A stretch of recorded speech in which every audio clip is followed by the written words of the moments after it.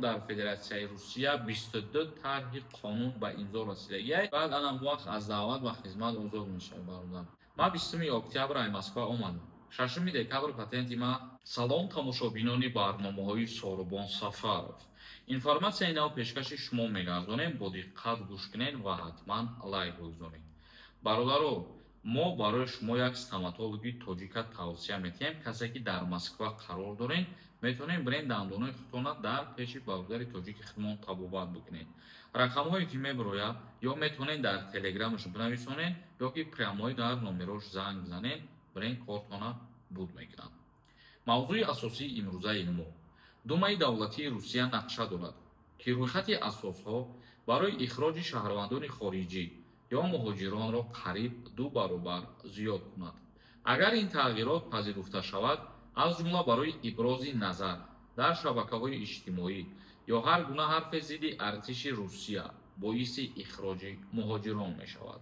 Думаи давлатии Федератсияи Русия боз ҳам хост ки барои депортатсия кардани шаҳрвандони хориҷӣ аз Федератсияи Русия тағйирот ва иловаҳои нав ворид бикунад.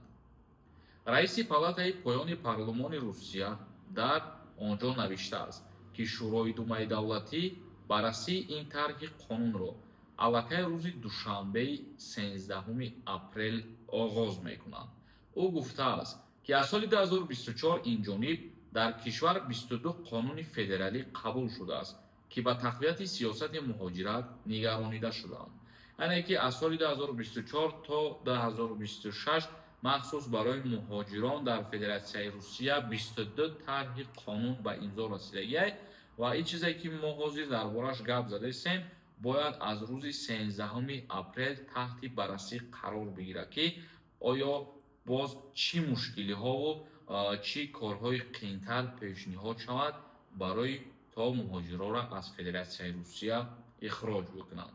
тарҳи нави қонун пешниҳод мекунад ки ин рӯйхат то 43 модда зиёд карда мешавад. баъд аз ин вайрон кардани тартиботи ҷамъиятӣ, итоат накардан ба талаботи милитсия ва эҷоди монеа дар фаъолияти иншооти инфрасохторӣ ва нақлиёт низ метавонад асос барои ихроҷ шавад.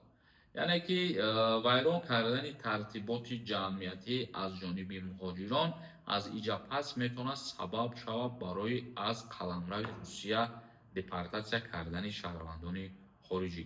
касое ки мехоҳед границаи Қазоқистон гузаред, марамад номерое ки мебарояд занг занед, граница мебарад. Рамазон Солиҳов нависонда. Акай Сорубон. Таваллуд 1999. январ 26 солара буд кардам. 27 рафтаистам. ба хизмати ҳарбӣ даъват карда мешавам ё не? ҳами 27 ки шидӣ, баъд анам вақт аз даъват ва хизмат озод мешавад бародар. Зарина нависонда. Салом. беҳтарин гап мезанед. аҳамият натиҳед ҳеҷ каса. ташаккури зиёд, зиндаву сарбаланд бошед. як нафари дигар нависондае ки ассалому алайкум бародар. илтимос ҷавоб диҳед. дар Тоҷикистон дар куҷо супорем? қарза. ай золотая корона. илтимос бародар ҷавоб диҳед. ана ҳамон мақсад симкартае ки шумо қарз гирифтагӣ ҳастем ба ана ҳамо дар Федератсияи Русия бошад дасти ягон кас зад метавонад ки ба ҳамон симкарта приложенияи сари нав кушода кунад ва мақсад пардохт кунад, роҳи осонтараш. ҳасан нависонда. патент анулиро чидагӣ. чокунем соз мешавад. ҳеҷ кона мекунӣ, ждат мекунӣ, 1 сол кишид ва соз мешавад. регар нависонда. ассалому алайкум ака. ман моҳи октябр 27 медурам. маблағ мехапа ё не? моҳи октябр 27 сола шидӣ, баъд аз хизмат озод мешавӣ. як нафари дигар нависонда. салому алайкум брат. ман 20 октябр ай Москва омадам. 6 декабр патенти ма анулиро чидай. ман Москва брам патент гирифтам метавонам. 6 декабри соли 2026 1 сол мешавад. ана вақта баъд метавонӣ ки бирай сари нав патент бикунӣ. Ризоев нависонда. салом. патент анулиро чид. бо реестр ғалт дидам. картам маҳкам шуд. Тоҷикистон омадам метавонам? как гости брам Россия. бисёр ҳолатҳое ҳастанд ки вақти номи шумо дар реестр меғалтад, бо тариқи автоматӣ запрет мекунанд. яъне ки мақсади гапи мо чи аст? як бор пеш аз рафтанатон линиётонро дар шуғли аҳолӣ проверка кунед, баъд биред. Ортиқов нависонда. акай Сорубон. патент срокаш тамом нашавад, метавонам дигар бигирам. Патент ки муҳлат буд шид, баъдан аз сари нав боз патент мегирем. Агар ки биромада бошӣ, мисол срокаш тамом нашида, аз сари нав бидоред, бале, метавонед дар ин ҳолат. як нафари дигар нависонда: ассалому алайкум акаи Солмон, мехоҳам ба шумо тамос бигирам. Хело зарур аст. Илтимос ҷавоб диҳед. Раҳмати Аллоҳ бар шумо. Номерота дар комментария бинависон, ватсапта, иншааллоҳ ки мо мақсад хидмон бо ту дар тамос мебироем. як нафари дигар нависонда: ассалому алайкум акаи Солмон, ман патент получат кардам. Акане ки дальше платит накардам. Амина 100% кор кардесай. Дар реестр ғалта. Дар чӣ сабаб шимия? Картамам кор мекунам. Ҳамаш пешакӣ раҳмат.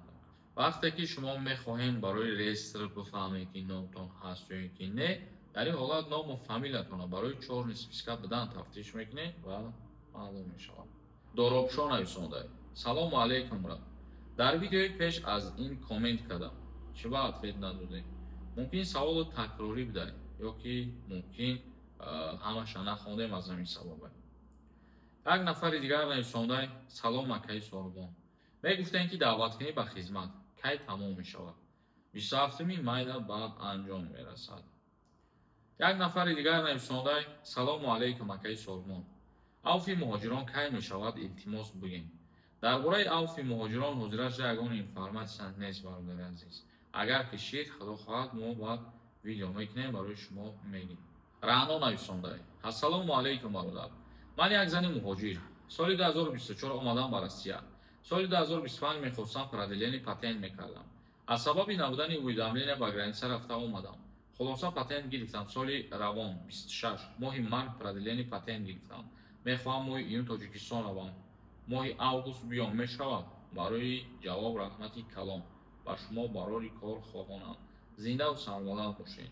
вақте ки шумо аз Федератсияи Русия берун мебароед, дар ҳолати баромадан бе ягон проблема ки бигӯред, бале, дар ин ҳолат вероятност бисёртара мақсад мешавад. зинда ва сарбаланд бошед. навори имрӯзамонро ҷамъбаст мекунем. саволотон бошад бинависонед. то барномаҳои дигар, худованд ҳамаи мо шуморо нигаҳбон бошад. renderforest.com